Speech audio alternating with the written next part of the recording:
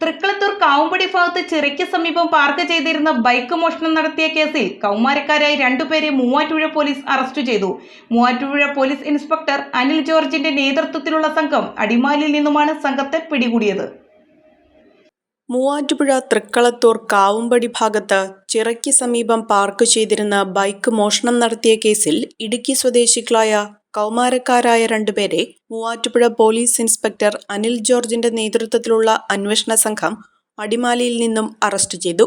കഴിഞ്ഞ 22-ന് രാത്രി നടന്ന സംഭവത്തിലെ സംഘാംഗങ്ങളിലൊരാളെ കഴിഞ്ഞ ദിവസം അറസ്റ്റ് ചെയ്തിരുന്നതാണ്.